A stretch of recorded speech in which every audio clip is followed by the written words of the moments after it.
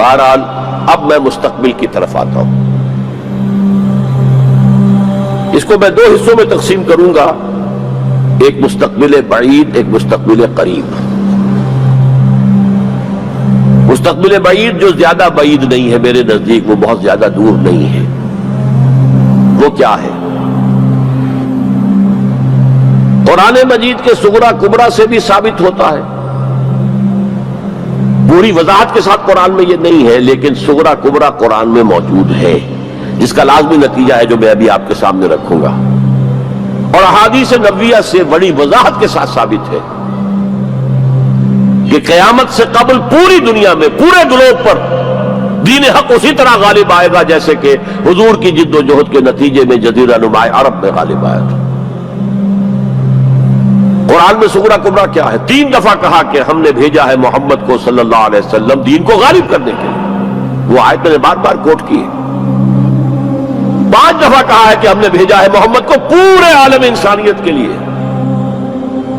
سب سے اہم آیت ہے سورہ سبا کی نمبر 28 آیت، وَمَا أَرْسَلْنَاكَ إِلَّا كَافَّةً لِلنَّاسِ بَشِيرًا وَنَذِيرًا. اے محمد ہم نے آپ کو نہیں بھیجا مگر پوری نوع انسانی کے لیے بشیر اور نذیر بنا کر. اب اس صغرا کبرا کو جوڑیے، جب تک پوری دنیا پر دین حق اسی طرح غالب نہ ہو جیسے کہ حضور نے عرب میں کر دیا تھا. حضور کا مقصد بعثت ہنوز شرمندہ تکمیل ہے، اور یہ ممکن نہیں ہے کہ دنیا ختم ہو جائے اور حضور کا مقصد بعثت جو ہے پورا نہ ہو. احادیث کے اندر وہ حدیث جو میں 2 دفعہ آپ کے سامنے لا چکا ہوں، پہلا دور نبوت، دوسرا خلافت علی منہاج النبوہ، تیسرا ملکن عاضن، چوتھا فتایا ثم تکون ملکن جبریا، پھر ملوکیت ہوگی مجبوری والی، غلامی والی. اب میں نہیں کہہ سکتا کہ اس وقت صحابہ نے اس کا کیا مطلب سمجھا ہوگا. یہ 2 ملوکیتیں علیحدہ علیحدہ حضور نے گنوا دی. آج ہم سمجھ سکتے ہیں کہ پہلی ملوکیت وہ تھی جس میں سلاطین اور ملوک مسلمان تو تھے، کلمہ گو تو تھے، پھر ہم ملکہ وکٹوریہ کے غلام ہو گئے. یہ ملکن جبریت،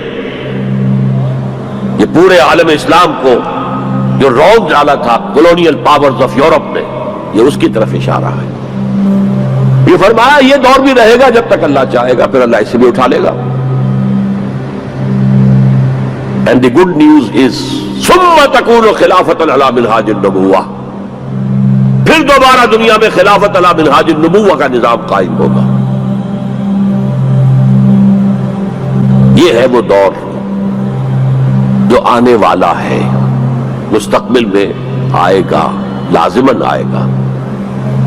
2 پتنگیں ہیں اڑ رہی ہیں، ان کا پیچ پڑنے والا ہے بہت زبردست. ایک ہے نیو ورلڈ آرڈر جو حقیقت میں جیو ورلڈ آرڈر ہے، ایک ہے جسٹ ورلڈ آرڈر آف اسلام. مقابلہ انہی میں ہونا ہے، اور نتیجے میں بالآخر اسلامی خلافت گلوبل کی طرف تو دنیا جا ہی رہی ہے. گلوبلائزیشن، یہ ملکوں کے درمیان لکیریں تو تقریباً بے ایمانی ہو جائیں گی. ملٹی نیشنلز کی حکومت ہوگی اصل میں، تو باقی حکومتیں جو ہے تو انتظامی قسم کے وہ ایک ریجنز ہوں گے. جیسے کہ پہلی جنگ عظیم سے پہلے پوری امت مسلمہ ایک وحدت تھی. ہاں حکومت یہاں مغلوں کی ہے، وہاں صفویوں کی ہے، لیکن کہیں کسی پاسپورٹ کی ضرورت نہیں، کہیں کسی ویزا کی ضرورت نہیں. کوئی مغرب سے چل کر آتا ہے ابن بطوطہ اور پہنچ جاتا ہے ہندوستان تک، اور یہاں آ کر وزیر بن جاتا ہے. وہ is not the son of the soil. امت کی وحدت برقرار تھی. یہ امت کی وحدت ختم ہوئی ہے فرسٹ ورلڈ وار کے بعد. المصر للمصریین، الشام للشامیین، العراق للعراقیین، یہ نعرے لگے ہیں امت کی وحدت کو پارا پارا کرنے کے لیے مغرب کے زیر اثر. یہ سب سے بڑی سازش تھی امت کی وحدت کو ختم کرنے کے لیے. بہرحال ایک تو یہ جس کی کے بارے میں حضور نے خبر دی کہ دوبارہ آئے گا خلافت علی منہاج النبوہ کا نظام، اور 2 حدیثیں آپ کو سنا دینا چاہتا ہوں جس میں حضور نے خبر دی ہے کہ اب جب یہ آئے گا تو گلوبل ہوگا. ایک حدیث ہے حضور صلی اللہ علیہ وسلم کے ایک غلام جنہیں آپ نے آزاد کر دیا تھا، حضرت ثوبان رضی اللہ تعالیٰ، ان کی روایت ہے عن ثوبان رضی اللہ تعالیٰ عنہ قال قال رسول اللہ صلی اللہ علیہ وسلم ان اللہ زوالی الارض، اللہ نے میرے لیے پوری زمین کو لپیٹ دیا یا سکیڑ دیا، پوری زمین۔ فرائے تو مشارقہا و مغاربہا، میں نے سارے مشرق دیکھ لیے، سارے مغرب دیکھ لیے۔ وَإِنَّ أُمَّتِي سَيَبْلُغُ مُلْكُهَا مَا زُوِيَ لِي مِنْهَا، اور میری امت کی حکومت ان تمام علاقوں پر قائم ہو کر رہے گی جو مجھے زمین کو سکیڑ کر یا لپیٹ کر دکھا دیے گئے۔ اور یہ روایت کسی دوسرے تیسرے درجے کی حدیث کے ذخیروں میں سے نہیں ہے، مسلم شریف کی روایت درجہ اول کی کتب۔ اور دوسری حدیث وہ مسند احمد ابن حنبل کی ہے، مقداد الاسود عن المقداد الاسود رضی اللہ عنہ قال قال رسول اللہ صلی اللہ علیہ وسلم لا يبقى على ظهر الارض بيت وبر ولا مدر الا ادخله الله كلمة الاسلام، اس روئے زمین پر نہ کوئی گھر رہے گا اینٹ گارے کا بنا ہوا، نہ کوئی خیمہ ہوگا جو کھالوں کا بنا ہوا، جس میں اللہ اسلام کے کلمے کو داخل نہ کر۔ بعز عزیز اور ذل ذلیل، یہ داخلہ دو میں سے ایک طریقے پر ہوگا، یا عزت والے کے اعزاز کے ساتھ، یعنی وہ خود اسلام قبول کر لے گا تو اس کے گھر میں یا اس کے خیمے میں اسلام داخل ہوگا، اس کی بھی عزت ہوگی۔ وَلِلَّهِ الْعِزَّةُ وَلِرَسُولِهِ وَلِلْمُؤْمِنِينَ، عزت کا حقدار تو اللہ ہے، اس کے رسول ہے اور اہل ایمان ہے۔ اور ذل ذلیل، یا کسی کمزور کی پستی کی وجہ سے، اگر اسلام قبول نہیں کریں گے تو یؤتوا الجزیۃ عن ید وہم صاغرون، چھوٹے ہو کر رہنا پڑے گا، جزیہ دینا ہوگا۔ گویا کہ اسلام تو اس کے خیمے و گھر میں بھی داخل ہو گیا، وہ خود محروم رہا۔ جب حضور نے یہ فرمایا تو حضرت مقداد پھر کہتے ہیں کہ میں نے کہا وَيَكُونَ الدِّينُ كُلُّهُ لِلَّهِ، تب ہوگی وہ بات جو سورہ انفال میں آئی ہے کہ دین کل کا کل اللہ کے لیے ہو جائے گا۔ تو یہ تو ہے مستقبل بعید جس کا سارا دار و مدار میرے بیان میں حالات کے حوالے سے نہیں ہے، حالات میں ہمیں اس کے کوئی آثار نظر نہیں آ رہے، حالات بہت مایوس کن ہیں، لیکن حضور کی دی ہوئی خبریں ہیں، وَهُوَ الصَّادِقُ الْمَصْدُوقُ، منطقی طور پر بھی میں ان کا قائل ہوں اور حضور کی احادیث کی روح سے بھی قائل ہوں۔ اس سے پہلے جو مستقبل قریب ہے، اس میں ابھی مسلمانوں پر بہت سخت دن آئیں گے، عذاب کا کوڑا اور شدید سے شدید تر ہو۔ اس کو یوں سمجھیے کہ وہ جو حدیث جس سے میں نے بات شروع کی تھی، حزم النعل بالنعل، تو باقی سارے عذاب تو قومن کافی ثابت ہو گئے، ادھر ایشورینز، ادھر کروسیڈرز، ادھر نیبوکڈنیزر، ادھر تاتاریز، ادھر گریکس اینڈ رومنز، ادھر بقیہ ویسٹرن اینڈ سینٹرل یورپ۔ یہ تو صاف صاف نظر آ گیا جو پچھلی صدی میں ہوا یہودیوں کے ساتھ، 6 millions of them decimated، ختم کیے گئے ہٹلر کے ہاتھوں۔ اس کی کاربن کاپی بھی تو آنے والی ہے، اور یہ آئے گی اربوں پر۔ آج اللہ کے دین کے سب سے بڑے مجرم عرب، کیوں؟ عام قاعدہ ہے جن کے رتبے ہیں سوا، ان کی سوا مشکل ہے۔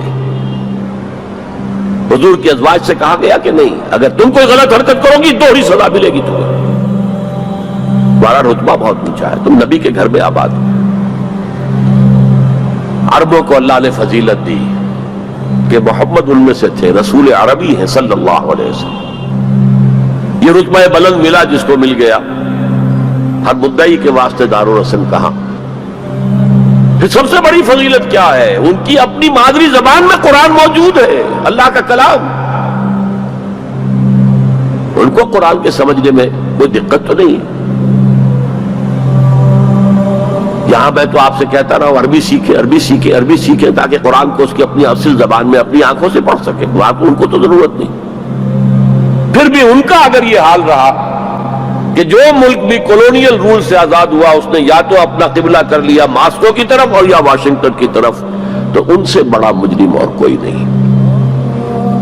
ایک حدیث میں آیا ہے ویل للعرب من شر اقترب، بہت ہلاکت اور بربادی ہوگی۔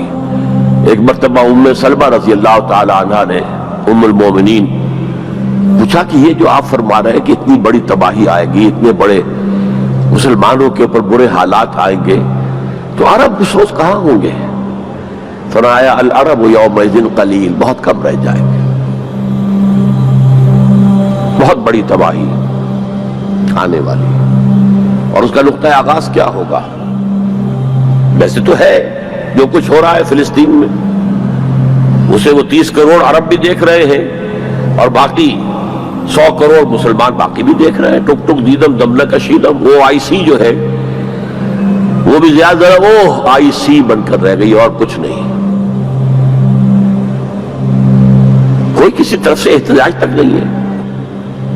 امریکہ شیرون کو مین آف دی پیس کا خطاب دے رہا ہے، صابرہ اور شتیلہ کا قاتل درندہ، اور جو کچھ کر رہا ہے فلسطینیوں پر وہ آج ہم اپنی آنکھوں سے دیکھ رہے ہیں ٹیلی ویژن کے اوپر، کس طرح بلڈوزرز آتے ہیں ان کے گھروں پر گھر گراتے چلے جاتے ہیں، کس طریقے سے F-16 اوپر دندن آ رہے ہیں، ہیلی کاپٹر دندن آ رہے ہیں، اور ان کے پاس کیا ہے سوائے اپنی جان پیش کرنے کے؟ سوسائیڈ جو ہے اٹیک، اس کے سوا کیا ہے؟ یا پہلے وہ صرف پتھر مارتے تھے، اینٹیں روڑے، اللہ اللہ خاصل۔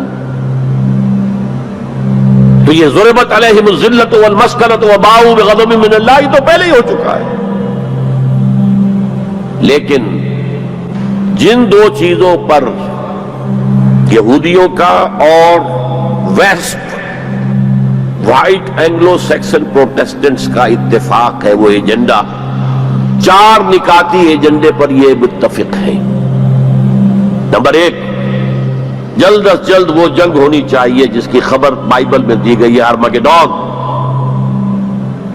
بائبل کی آخری کتاب ہے ریویلیشنز،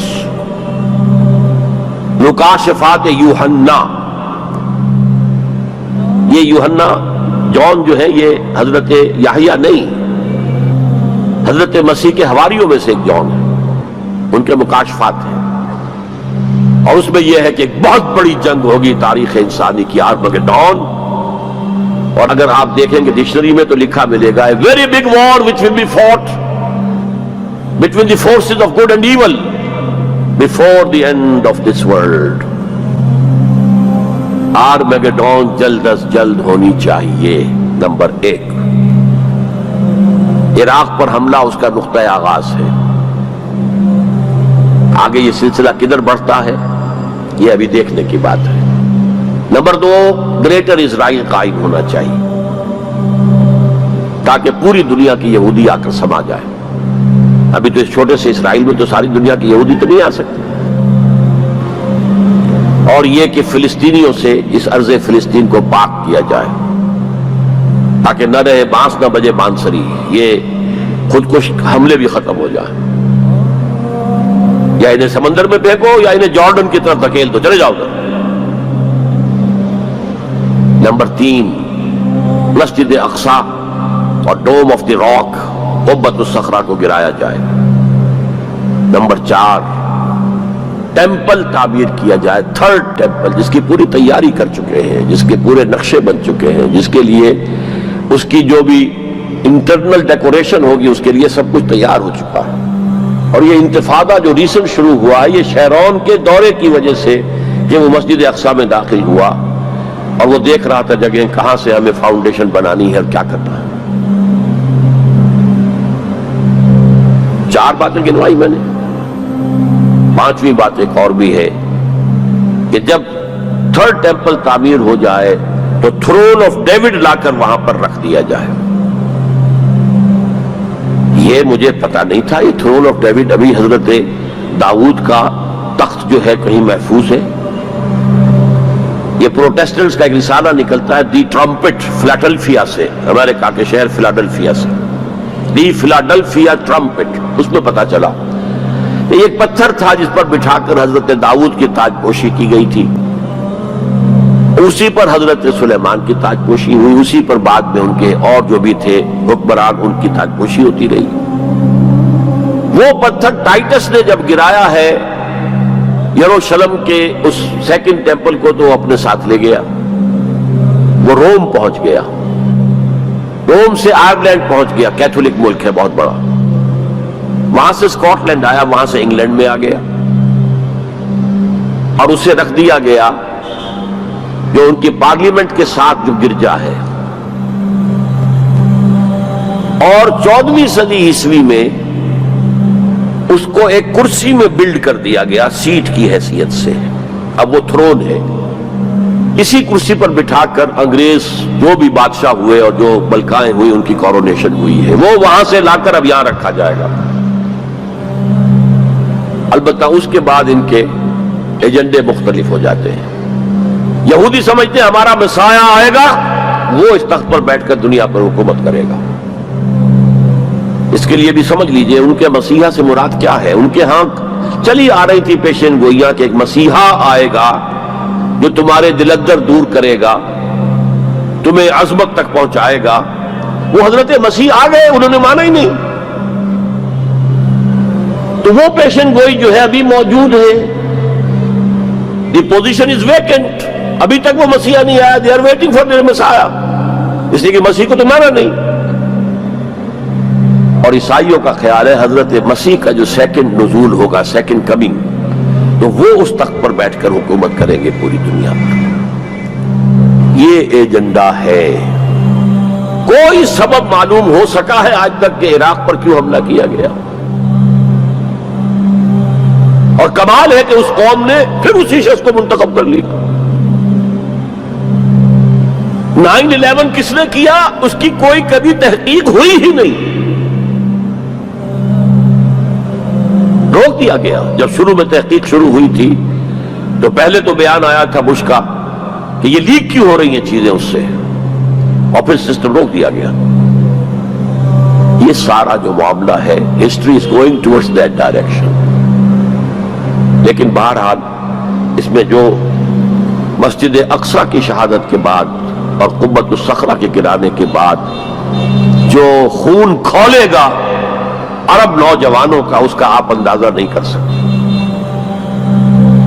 عرب کے اندر جوش تو اب بھی ہے، نوجوانوں میں بہت ہے۔ وہ ایک ایسی بات ہوگی کہ جس پر خون جوش کھائے گا، اور اس سے پہلے تو یہ حکمران کہ جو ویسٹ کے گماشتے ہیں یہ انہیں قتل کریں گے، بھونیں گے، اور پھر یہ کہ کرسچنز اور جیوز، اور انہیں جیوز میں سے اینٹی کرائسٹ بھی کھڑا ہو جائے گا، دجال۔ یہ مقابلے ہونے ہیں، لیکن میں اب تفصیل میں نہیں جانا چاہتا۔ لیکن ان کے ذریعے سے عالم عرب پر تو بہت بڑا، بہت سخت عذاب آئے گا۔ باقی عالم اسلام دوسرے درجے میں ہے، مجرم۔ ہم سمجھتے ہیں کہ نمبر 2 پر ہم مسلمانان پاکستان ہیں، جنہوں نے اس ہندوستان کی تقسیم اسلام کے نام پر کروائی، اور 57 برس گزر گئے ہیں کہ اس اسلام کا کوئی نام و نشان وہاں نہیں ہے۔ وہی اسلام ہے جو ہر جگہ ہے، یہاں بھی ہے، مسجدوں میں آپ بھی جا رہے ہیں، ہم بھی جا رہے ہیں۔ لیکن وہ اسلامی نظام جو کہا گیا تھا کہ اسلام کے اصول حریت و اخوت و مساوات کا ایک نمونہ دنیا کو دکھانا چاہتے ہیں، وہ کہاں ہے؟ لیکن یہ کہ جہاں تک عرب پر اس عذاب خداوندی کا تعلق ہے، اس کا تو مجھے یقین ہے ہوگا، اور ہولوکاسٹ سے کم 10 گنا ہوگا، خاکم بدہن۔ جیسے نیبوکڈنیزر کے ہاتھوں جتنے مرے تھے، اس سے 100 گنا جو ہے وہ تاتاریوں کے ہاتھوں مرے۔ لیکن یہ کہ باقی امت جو ہے، شاید اللہ تعالی ہمیں ہدایت دے دے، شاید اللہ تعالی قوم یونس کی طرح ہمیں توبہ، اجتماعی توبہ کی توفیق دے دے۔ اللہ کی رحمت سے ہم اس اعتبار سے مایوس نہیں ہیں، اپنی جو بھی ہماری بساط ہے کوشش کر رہے ہیں کہ وہاں پر اسلامی نظام آ سکے جس کے لیے وہ ملک بنایا گیا تھا۔ بہرحال یہ ہے میرا تجزیہ مستقبل کے بارے میں۔ دین کی بات پھیلانا صدقہ جاریہ ہے۔ ثواب کی نیت سے ویڈیو کو شیئر ضرور کیجیے۔ جزاک اللہ۔